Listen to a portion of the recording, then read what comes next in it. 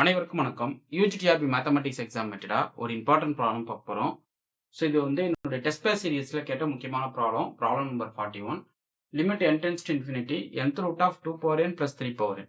So இந்த nth root பார்த்தீங்க அப்படின்னா இந்த பார்ட்டுக்கு மட்டும்தான். ஓகே, ஸோ இதுக்கு மட்டும்தான் என்னுடைய nth ரூட்டு, அதுக்கப்புறம் -3.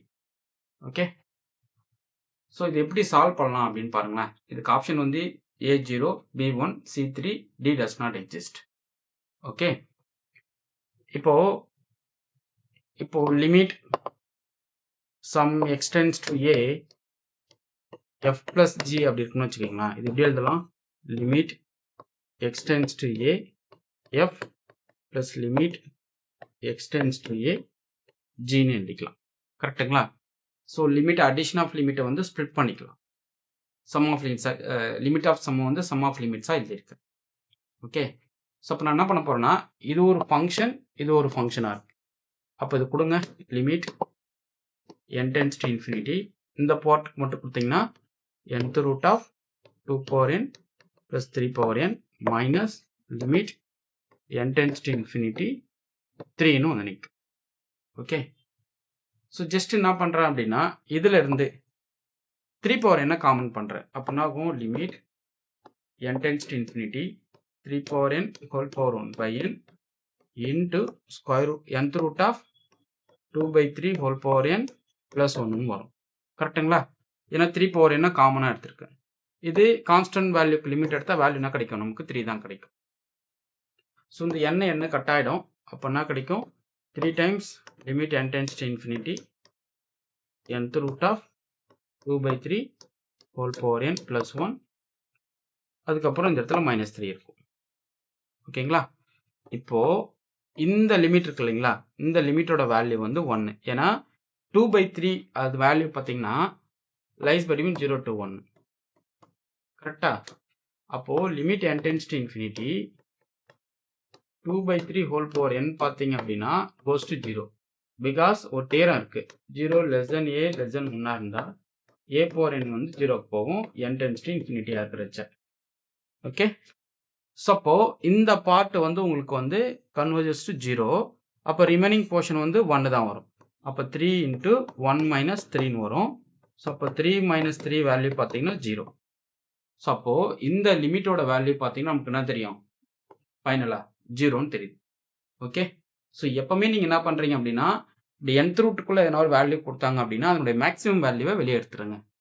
ஓகே, இப்போ இது மட்டும் உங்களுக்கு தனியாக கேட்குறேன், இது உங்களுக்கு ஆன்சர் சொல்லுங்க பார்ப்போம். என்ன அப்படின்னா, limit n tends to infinity 2 power n plus 3 power n plus 5 power n whole power 1 by n. Value என்ன வரும் சொல்லுங்க பார்ப்போம்? 5 வரும். ஏன் அப்படின்னா இதுலேருந்து பிக்கர் வேல்யூஸை ஃபஸ்ட்டு வெளியே எடுக்கிறீங்க. அப்போ limit n tends to infinity bigger value எடுத்தால் 5 power n whole power 1 by n into 2 by 5 whole power n plus 3 by 5 whole power n plus 1 whole power 1 by n வரும். கரெக்டுங்களா? இப்போ இந்த 5 கட் n கட் ஆகிடும். அப்போ 5 மட்டும் வெளியே இருக்கும். அப்போ limit n tends to infinity. So இது பாருங்க, இது converges to 0. இது ஏன்னா less than 1. அப்போ வேல்யூ வந்து உங்களுக்கு என்ன கிடைக்கும்? 1 தான் கிடைக்கும். ஸோ 1 into 5 பார்த்தீங்கன்னா உங்களுக்கு என்ன கிடைக்கும்? 5ன்னு கிடைக்கும். ஓகே, ஸோ இதுதாங்க இதுக்கான ட்ரிக்கு. ஃபாலோ பண்ணிக்கிங்க. இந்த ப்ராப்ளம் நல்லா ப்ராக்டிஸ் பண்ணிக்கிங்க. இப்போது இந்த ப்ராப்ளம் பாருங்களேன், இது ப்ராப்ளம் நம்பர் 42 பாருங்கள். ஸோ ரொம்ப சிம்பிள் ப்ராப்ளம். இது எப்படி சால்வ் பண்ணலாம் அப்படின்றத நான் சொல்கிறேன். ரொம்ப முக்கியமான problem. Previous year question UGTRB நான் வந்து டிஸ்கஸ் பண்ணி கம்ப்ளீட் வீடியோ கொடுக்க போகிறேன். ஸோ அதுவும் நீங்கள் ஃபாலோ பண்ணிக்கிங்க. இந்த 42th ப்ராப்ளம் பார்ப்போம்.